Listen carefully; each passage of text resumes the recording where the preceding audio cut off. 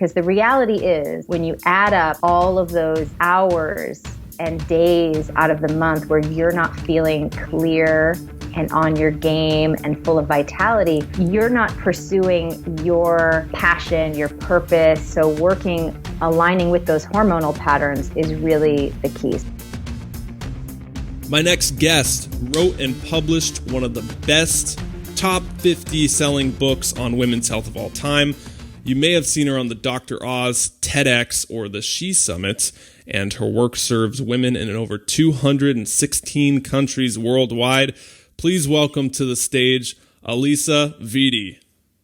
Hey, Clark. Good to be here. Good to have you. I'm excited for this show. This is going to be a great one. And when I was doing a little digging beforehand, I want your opinion on something because I found this and I was curious about it. A while back, I heard about a tribe or a community in West Africa who have 4 times the normal birth rate of twins. And researchers couldn't pin it together. What are these people doing? And they pinned it down to they have a really high consumption of sweet potatoes in their community. Any thoughts on that? Have you heard of sweet potatoes? That's a first for me. I love it when I hear something new. Sweet potatoes are a great source of phytoprogesterone, which helps with balancing the cycle and helps maintain pregnancy. They're a great source of vitamin A, which helps the liver stay clear of estrogen. But, as far as sweet potatoes facilitating twin birth, I don't know. Okay. That's to be determined. Okay. It was just interesting. I wanted the expert's opinion on it. And so today, your work is primarily geared towards women.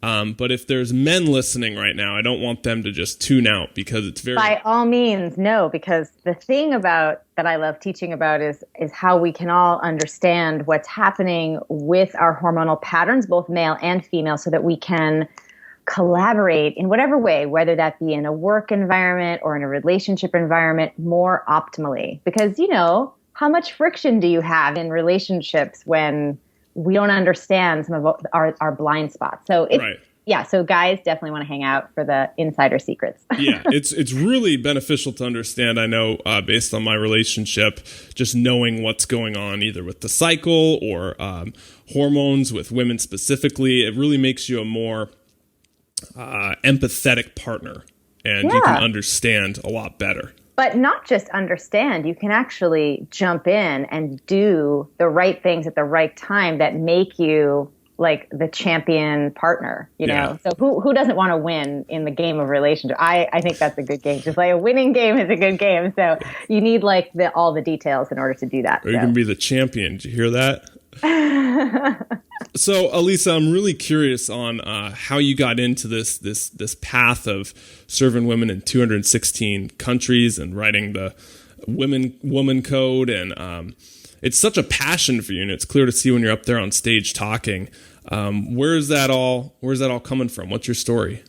Well, I mean, if I go way, way back, the very first time I heard about periods in sex ed class in 6th grade, blew my mind. I remember I just hadn't heard about it before. And I have very conservative parents, and so it just wasn't discussed. And I thought, are you kidding me? We bleed every month and we don't die and we make babies and all this. What? And this is going to happen to me? And that was it. That afternoon, I inaugurated the first chapter of the Period Club at recess. And that was it, game on. And I was making predictions of which of my friends would get it first, in which order. I was 100% accurate. Had a betting pool. And I should have put some money on that. But I put myself last. Intuitively, I just didn't think I would be so last. So most of my friends finished their pubescent transition of getting their first period, by the end of junior high. And I didn't get mine until end of sophomore year, which is fairly late. And that was just the sort of one of the symptoms along a trajectory that was getting progressively worse for me when it came to my hormonal balance. And so it wasn't until a few years later, when I was a student at Johns Hopkins University, fully intending to become an OBGYN because, like I said, that 6th grade class was really impactful and life-changing. And I was really sort of overcome by just this conflagration of symptoms where I had, gained all this weight. I was sort of tipping the scales at 200 plus pounds. I was, covered face, chest, and back in cystic acne. I obviously hadn't been menstruating consistently for the entire time, the entire decade that all of my other friends were. And I was exhausted. I was anxious. I mean, just nothing about my life was functioning. I couldn't get up in the morning when I wanted to. I couldn't go to sleep when I wanted to. It was just like a fight. Everything was a fight in my body. And I just felt so out of control, and no one knew what was wrong with me. Obviously, I was seeking out the best medical care. And so out of desperation, and in one of my many insomniacal nights, I was at the library and found a great article on what the condition I had was originally called, which is called Stein-Leventhal disorder, which is now referred to as polycystic ovarian syndrome, which people call PCOS. And I mean, I was like the classic textbook presentation for this. So I just couldn't believe that it had gone undiagnosed for as long as it did. So I, of course, destroyed some library property to get this document into the hands of my gynecologist. I don't recommend doing that. Love your library. And I, we did the confirmatory test, and she, agreed that in fact I did have PCOS, and the prognosis was really, so, having something wrong with me wasn't necessarily the catalyst. It was sitting in the chair at that moment where she said, so you're going to continue to deal with obesity. It's going to get worse. You're going to have very increased chance of developing diabetes. You won't be able to get pregnant naturally, and maybe not at all, even with, interventions. And then you'll be at increased risk for cancer. And I'm in my early 20s hearing this, and that's my future. And I remember my whole body, Clark, just saying, no, this absolutely cannot be.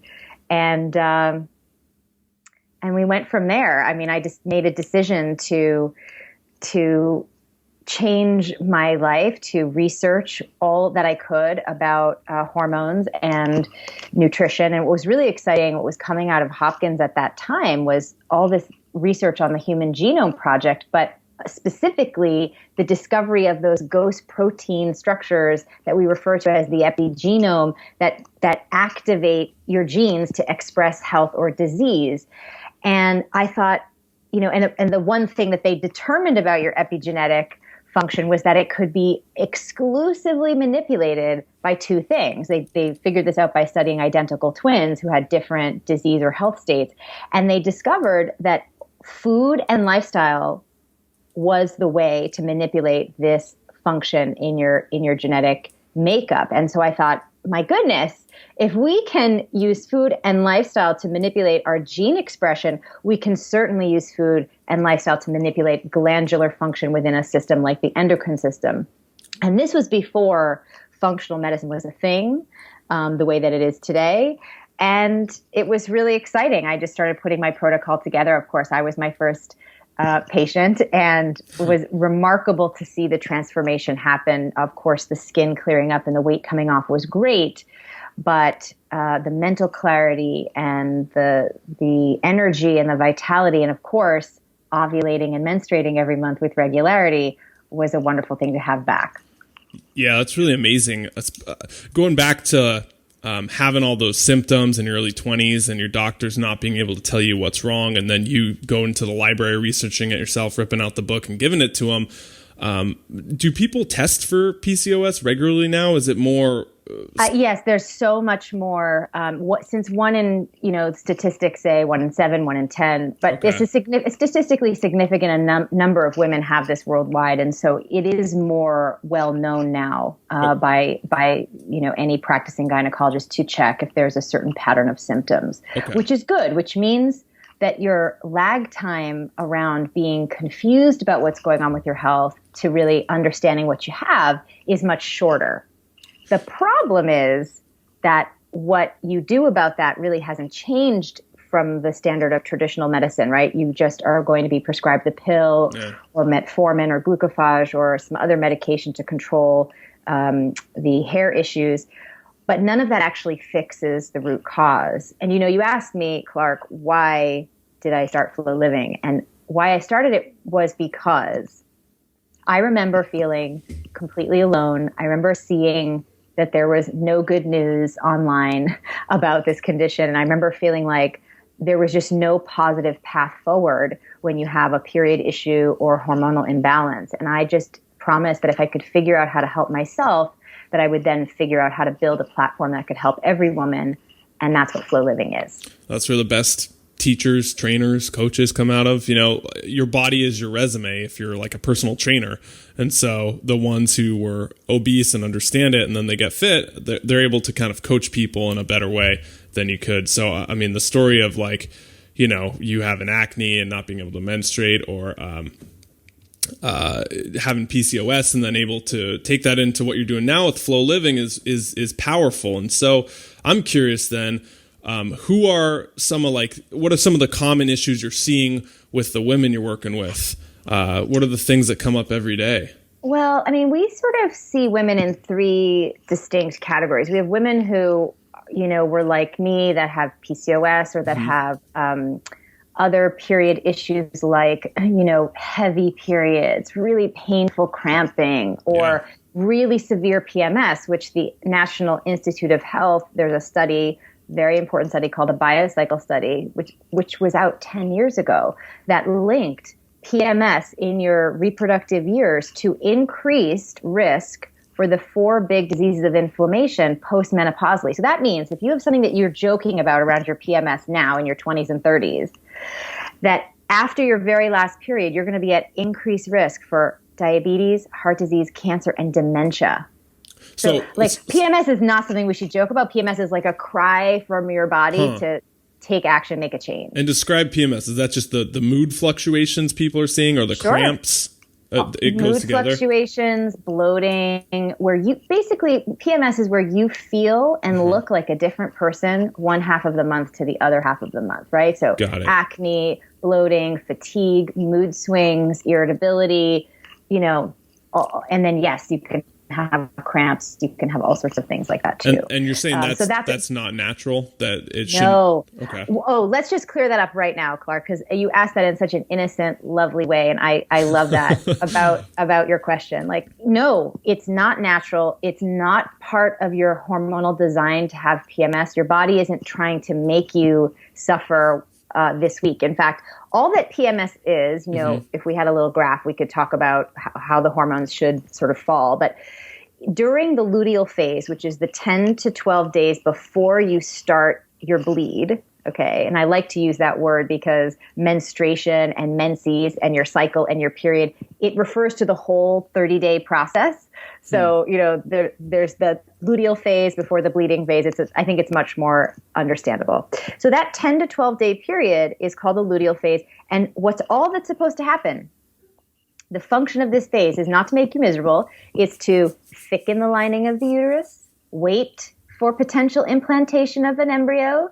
And if it doesn't happen, if there's no conception, to slowly reduce the hormonal output so that your lining is triggered to shed. That's it. And estrogen and progesterone follow each other very closely on a beautiful arc. Mm-hmm. And so long as they're in equal balanced concentration all throughout that 10 to 12 day period, you experience no PMS. But most of us, Clark, have way too much estrogen in comparison to progesterone. And that's where PMS is in the space between my two hands, right? Like too much of that space between estrogen and progesterone is the degree to which you will experience PMS symptoms. And you can fix it with food. So a lot of women come to us with that, with fibroids, with ovarian cysts, with any sort of period problem, too long cycles, too short cycles, missing periods. Then the second category is women who are trying to prepare their body for pregnancy, who are trying to conceive, whether they're going through IVF or not. They want to do everything they can to supercharge their body to make them optimally fertile. We have an amazing program for that because I know what it takes as well. Personally, part 2 of my story, part 1 is getting my period back. Part 2 is getting pregnant naturally on the 3rd try at 37 and having my first child at advanced maternal age, right?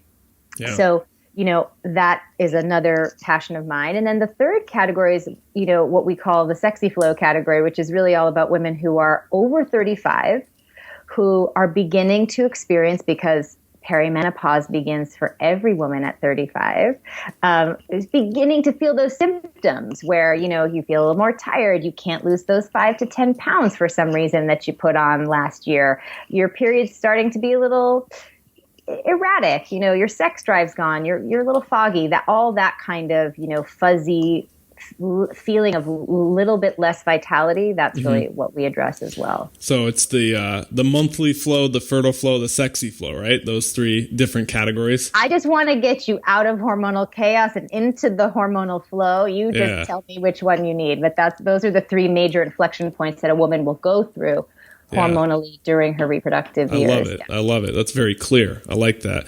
That was fascinating. So with the bleed, as you call it, it's the shedding of the uterine wall when there's no implantation. And so, okay. And so then that is shed.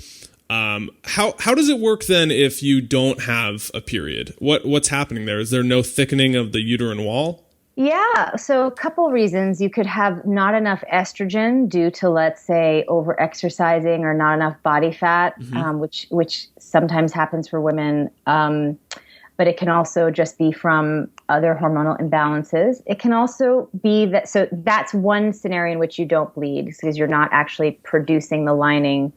The other scenario, let's say for women who are, they have sluggish pituitary function like I did, and this doesn't always manifest in PCOS, but you're not producing enough progesterone to trigger the lining to shed. So instead of not producing a lining, you are producing the lining, but it's not leaving the uterus on a consistent basis, which is also problematic because that can put you at increased risk for cancers of that area. So that's why it's important to menstruate every month. And then, of course, there's the whole question of, are you on the pill? And have you been put on the pill to manage one of your period problems? I'm here to tell you that whatever is happening to you from a bleeding standpoint is not actually a period. So it's not a real period, and it's not necessarily helping you balance out your hormones. Well, it's definitely not helping you balance out your hormones, and it's depleting your body of micronutrients, which will further exacerbate the underlying reasons why your hormones are out of balance in the first place. One thing you said in the She Summit I was watching before this that I really liked was how most people hear hormone and they either think steroids or they think liability. And with your work, well, I'll let you explain it. How are hormones kind of not a liability? Oh, well, hormones are like your jet fuel, I mean, you have your basic metabolic function, but then your vibrancy and your magnetism and your brain is stimulated by these things in our body that are called hormones. And it's amazing to understand how these work. And, in men have a 24-hour cycle, which has been extremely well studied and very heavily leveraged when it comes to fitness and biohacking, for example, right? So you, for example, Clark, probably know that, your testosterone is highest in the morning and your metabolism is best at, midday. And so you're going to base an exercise regime and a dietary plan based on this 24-hour pattern to your great advantage, right? Yeah. Now, not to mention, I had an article that went viral over the holidays about the best time of day to have sex. Your men and their sex drive shifts dramatically through these three parts of the day. And, you're going to have different kinds of sex in the morning than you are in the middle of the day, than you are in the afternoon and the evening, right? One is going to be more testosterone driven, and like sort of towards the late afternoon is going to be more heart driven. So depending on what your relationship needs at that moment, if it needs that passionate, animal kind of sex, then you can do that in the morning. If it needs the like more romantic, plugged in heart kind of sex, you want to schedule that at the right time of the day. So all of that is like really well defined.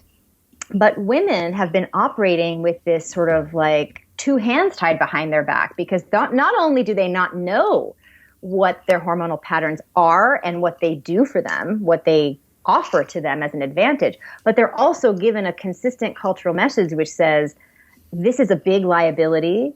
Stay far away from it as much as you avoid these things because they're just going to slow you down or make you seem crazy or, you know what it is. And we've all heard the stuff.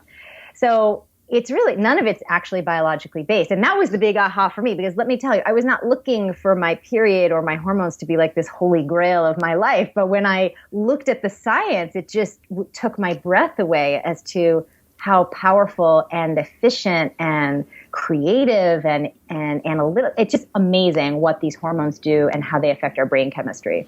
And you said in the talk that, let me pull it up. It was a $200 billion loss in the United States because of hormonal issues. Just cramps. Wow. From cramps, women taking some days off or not being able to produce at their jobs. That's what the American workforce is losing because we're not creating conversation that includes our bodies, that allows us to specifically care for our unique female operating system the way that it was designed to be cared for. And that's all I'm asking for. That's all we advocate at Flow Living is, listen, you've got ovaries, you've got a cycle. There are specific rules as to how you engage those things so that they perform for you. That's all. And then they will, and then you can go like kick ass in your life. Okay. And so when you follow these rules or you follow the Womancode or Flow Living, then you don't have those cramps or they're less often, or even the PMS goes away. PMS goes away. Yeah. My husband came back from like a guy's night out a couple months ago, and I was like, how was it? He's like, everybody's chit-chatting about like wives and girlfriends. And inevitably he said, of course you can imagine my husband's like a slight period expert now. Yeah. So he was giving them lessons. Well, no, he was just leaning back and listening as everybody kind of went around the table in sort of this like commiseration collective of like, my relationship's always on the rocks when it's that time of the month. Yeah. And, it came to be my husband's turn and he didn't have anything to say. And they're like, come on, and he's like, no, she doesn't have PMS. We don't have, we might have conflict, but it's not because of that. Yeah. And they were like, how does that work? Tell us. He's like, dude, read the book. So chapter 5. So it's a walking testimonial. It's so great. And, and how we take that to so just getting rid of symptoms is a great place to start, because that's probably why you're motivated, like I was, to embark on a diet and lifestyle program that's all about putting your body at the center point.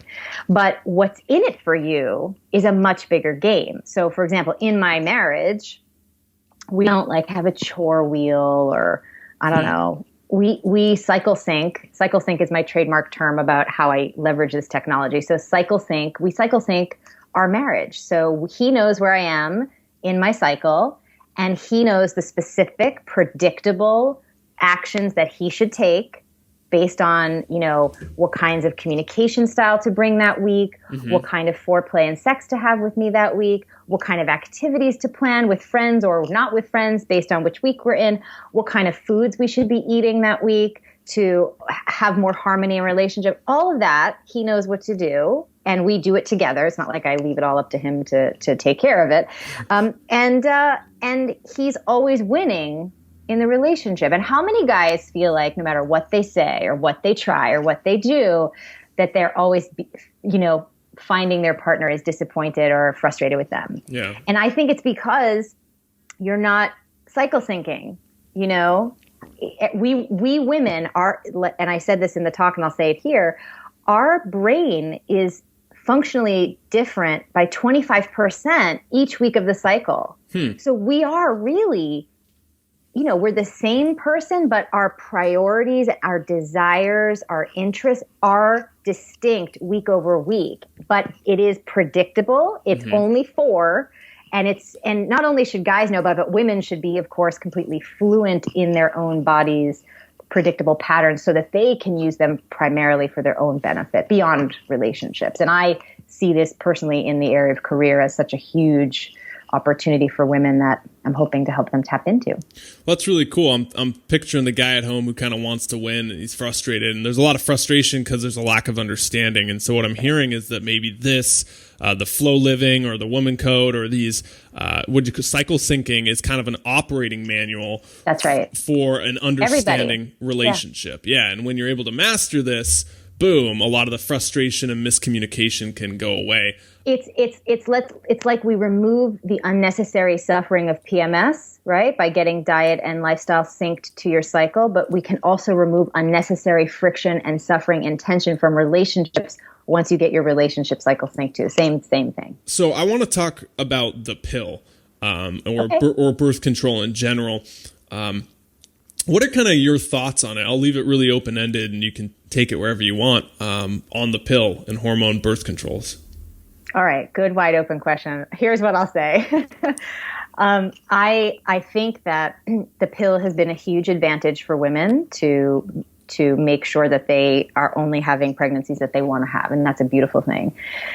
The problem that I have with the pill is that it's being prescribed in ways that it was never originally intended for. So the pill was originally created, and that's fine that, new uses for medications come up all the time. But in this particular scenario, I'm seeing that it's not really helpful because the pill was really intended for women who are healthy, who've either had all their babies. Originally, that's what it was actually for moms who've had all their babies, and now they can use this synthetic hormone replacement to stop getting pregnant. I mean, you have to remember back in the day before the pill was championed by a woman, that women were having 8-10 babies over the course of their reproductive years, to the point where their reproductive organs were like falling out of their pelvic floor. Like, it was not a good scene. Yeah, it's a lot. So it was too many, and it's hard on the body.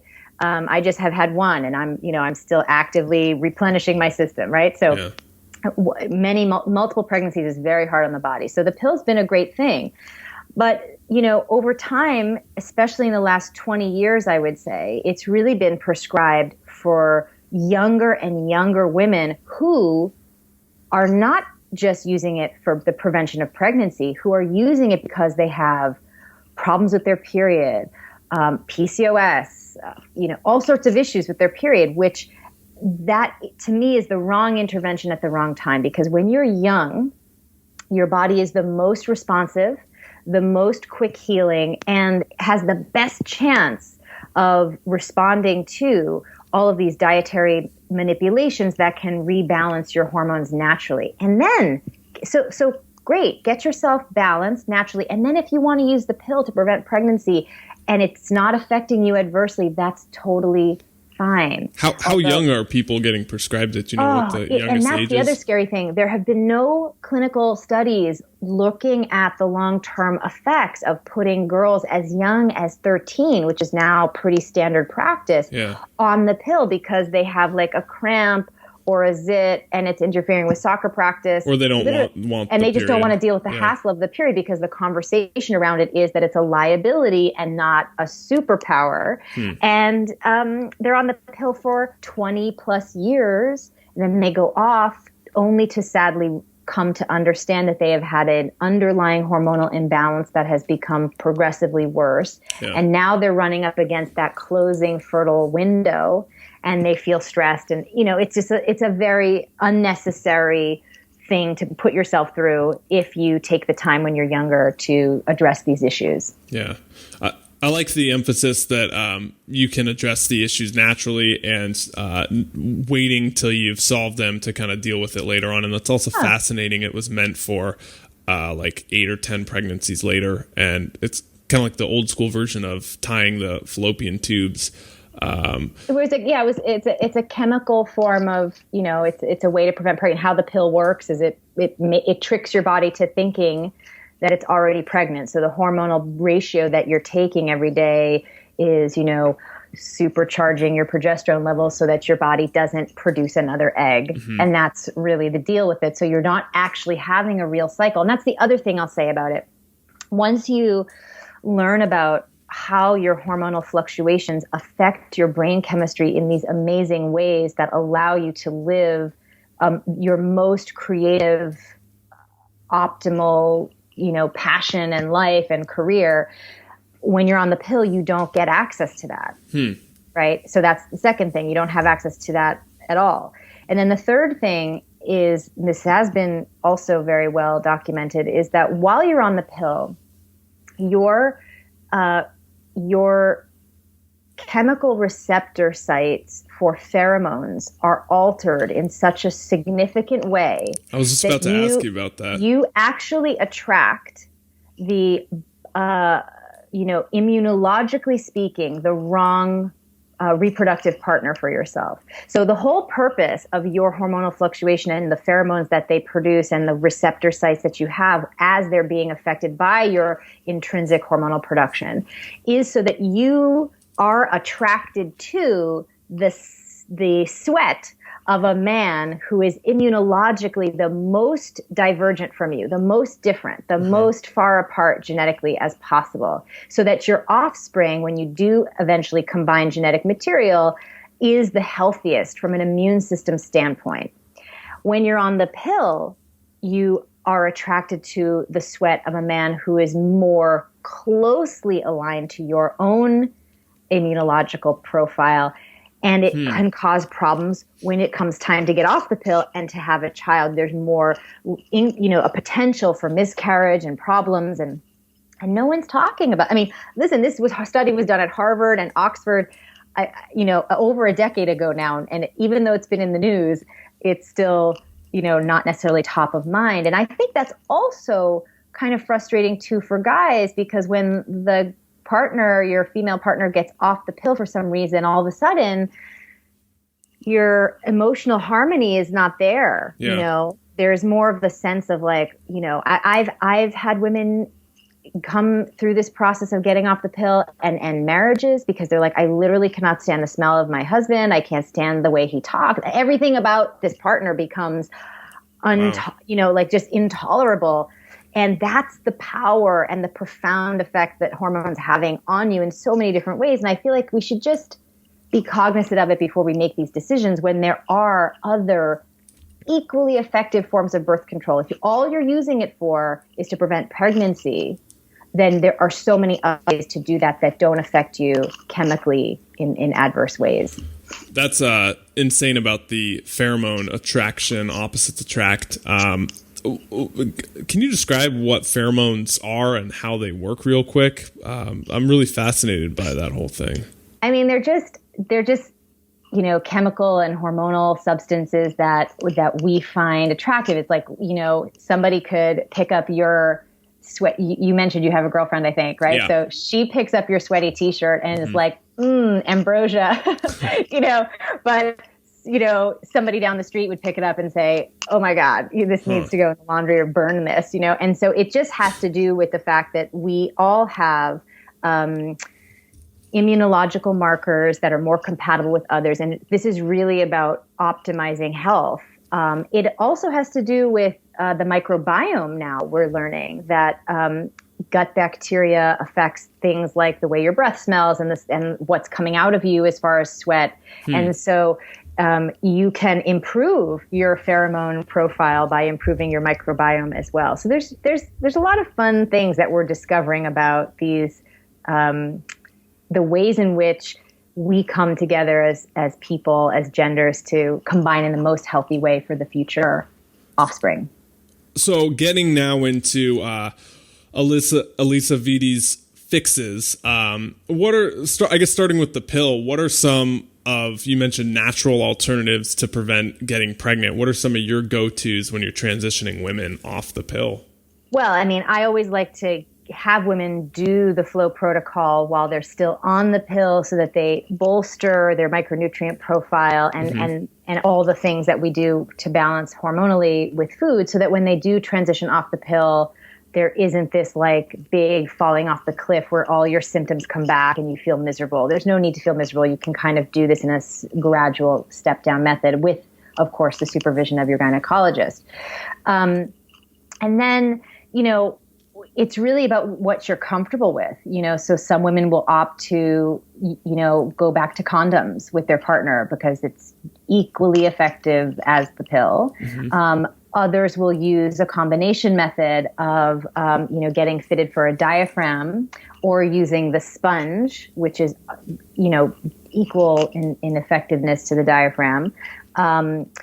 And they'll use that as sort of the go-to for the whole month. But then during their fertile ovulation window of time, they'll double up. So you'll do the sponge or the diaphragm, and then they'll use a condom for those 3 to 4 days where they're seeing that cervical mucus and they see that they're most optimally fertile for that window of time. Yeah. And then the rest of the month, you don't have to. Of course, this is all assuming that you have a long-standing relationship with someone who has produced paperwork. What does that mean? Produce paperwork. I want to see the test results from your lab. I always think that's like really a romantic thing to do when you're getting to know someone. Like, show me your paperwork. Are you STD clear? Because you cannot be having intercourse as a woman with the risks for pelvic inflammatory disease and fertility issues without a condom until you are really, everybody's all, on that, where you're at that. You shouldn't even be thinking about it until you're at the point where you could have a conversation like that with your partner. Yeah. And then of course there's temperature taking, and there's using things like wild carrot seed, which has been in use for millennia to help women. Basically, the action of the wild carrot seed is it just creates a subtle irritation, in the lining of the uterus, and has like a sort of a pro-inflammatory kind of response, and it makes it difficult for any implantation to happen. So it's not like the morning after pill where you're actually causing a period to happen chemically and thereby preventing the pregnancy. This is a little bit more of a natural approach as well. But, you need to understand how to use that herb and to do it correctly for that to work. So, I mean, I would say for the average person who is dating, it's condoms. Even if you're on the pill anyway, it's got to be condoms. And then for people who are in long-term relationships, it can be something like the sponge or getting fitted for a diaphragm and condoms on the days where you're ovulating. That's a really great barrier methods are the best. And, the other thing is, what about the IUD, in case somebody's just saying, what about the IUD? Well, you've got the Mirena IUD, which is a hormonal based secreting IUD. And then you've got the copper IUD, which does not secrete hormones, but really irritates the lining of the uterus so that nothing happens as far as implantation. The issue with both, more so with the copper than with the Mirena, although it does happen in both cases, is that the IUDs can travel, can make their way down out through the cervix and cause a lot of problems when you're actually having sex. I actually had a guy reach out to me saying, what other birth control can we use? Because I'm bumping into her IUD, when we're having sex, and it's really uncomfortable, and she wants it out and I want it out, and what else can we do? Sounds uncomfortable, yeah. Is really, not a pleasant thing to discover in that situation. Like, oh, there's your IUD, it moved, And then the other situation, of course, is that the IUD can pierce the lining of the uterus, causing major complications and it's that little T, right? Yeah. Yeah. So, it's really, again, was only ever designed for women who had finished making all their babies because of the risks to scarring of the uterus and your fertility. Yeah. But now it's being marketed to younger women. And so it's just, you just need to be aware of all the potential risks before you sign up for these things, thinking that it's an easy solution. I mean, you've got to take care of yourself no matter which path that you choose. Sure. Man, we're coming up on time. This is this flew by. This is so fascinating. But I'm curious now. What are some actions that they can take, the women at home, to harness the power of their hormones instead of being afraid from it? I get out of hormonal chaos, I think is how you put it in your speech. Do you have any off the top of your head? I mean, first and foremost is, we have a great 4-day estrogen detox that, everybody should download. You just go to flowliving.com/hormone detox. And it's excerpted but expanded from my book, Womancode. And so it's a great place to start because it's very likely that if you have symptoms, you have estrogen dominance as one of the root causes. And so going through this sort of 4-day eating plan, it's not really you're not going to not be eating. You're going to be eating specialized foods that help you detox estrogen. So it's not really a cleanse or a diet, but you will start to feel better. And that will be your first inclination that you're moving in the right path, that your body does need some hormonal support. And then the next thing, for you to do would be to start eliminating endocrine disruptors, right? So anything that might mimic estrogen as far as chemicals in your products. And, on our blog, you can find lots of resources about which products to avoid and which ones to swap in and what chemicals you should look for on the label, like phthalates and like makeup's a big one, right? Yeah, makeup, nail polish, lotion or skin, anything that you're like wearing on your skin for hours, anything you're cleaning your home with, room fresheners, all that stuff, right? You want to really be careful.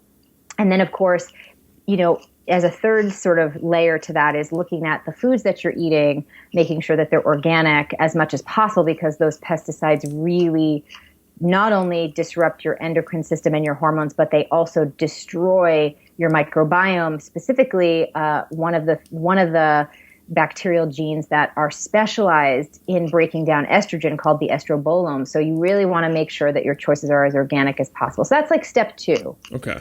And then the third step is really what I think you got so excited about from my She Summit talk, is really understanding these 4 phases and starting to plan to have some of those things that you should be doing at the right time of your cycle. Plan those in your schedule so that you are, and start eating the foods that help you each phase of the cycle, and doing the things and exercising in the way that really cycle syncs, right? So that you're never depleting or leaving yourself vulnerable to more estrogen dominance, or running out of B vitamins so that you have crazy cravings and PMS, or you feel so exhausted and moody that you're not getting anything done. Because the reality is, when you add up all of those hours and days out of the month where you're not feeling clear and on your game and full of vitality, you're not pursuing your passion, your purpose, whatever your unique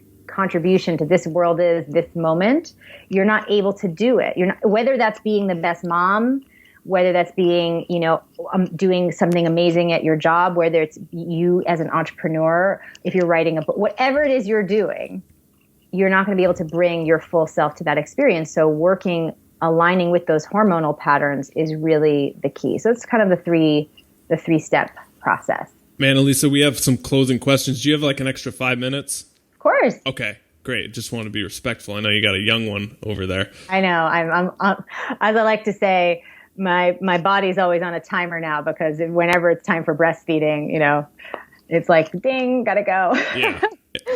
Okay, so the first one, looking back on this year, 2016, 2015, what's been the biggest lesson you've learned?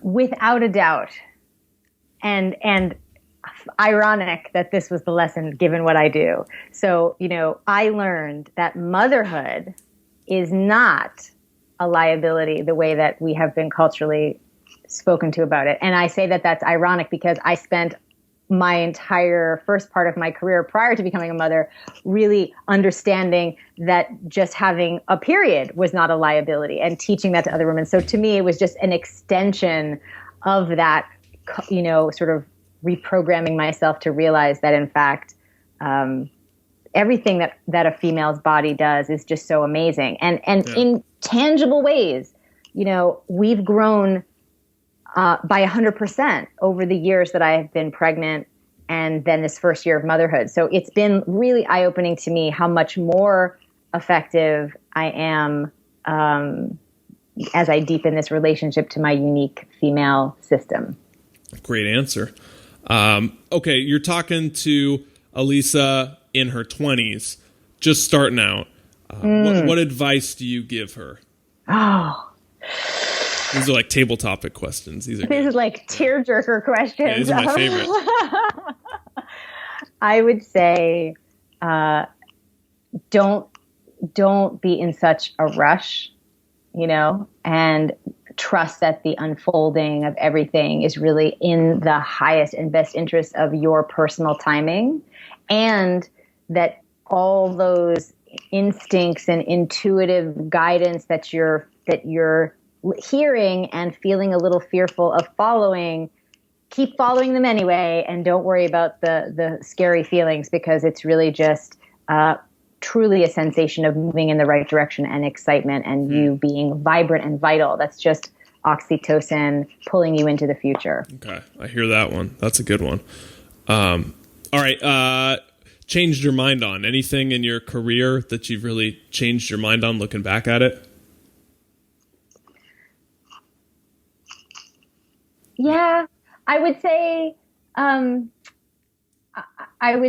maybe that I'm a scientist at heart. I'm a researcher. I'm a science geek. So I really was avoiding, learning about, how the whole online world worked for a long time. Huh. And so, social media and blogging. And all that. Yeah. I'm kind of like, I resist, sharing everything about my life on social media, but I understand more and more, that we all want to connect and we all want to reduce our isolation, which is exactly why I started Flow Living in the first place. So it's nice that I'm starting to see the power of community and in that way. So yeah. Sure. Yeah. Okay. And the last one, the desert island. What book does Alisa Vitti bring with her? What's the best one? Oh, well, you're asking me on a very special day, Clark. Yeah. So tomorrow in Manhattan, and I don't know when the show airs, but tomorrow in Manhattan is the Tartan Day Parade, and the Outlander series is coming to town. My mother obsessed into the parade. Obsessed with that. No. I read all of the books in 2 months. I'm a speed reader. My husband was like, "You read what? How?